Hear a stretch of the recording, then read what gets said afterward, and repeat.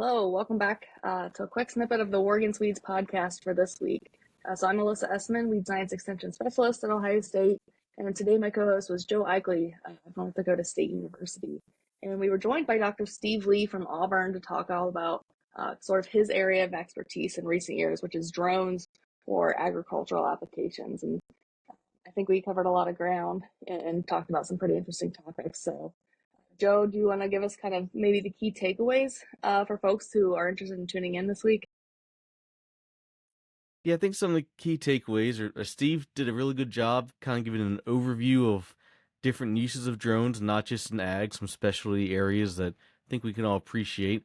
We all work near guidelines and power lines, so pretty interesting, I think, on that part of it.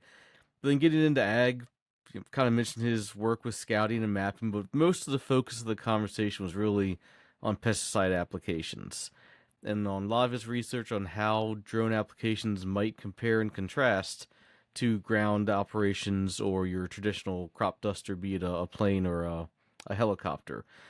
So some of the, I'll just say, pros and cons of what he's seen out of his drone work and how that's playing out in the real world. And I guess towards the end, then we had in my mind at least, pretty interesting discussion on the fact that we don't quite have any herbicide labels focused on drones yet. But he kind of mentioned some acreage and trajectory and the fact that we're in the exponential growth phase of using drones in agriculture. So labels will hopefully come around sooner rather than later.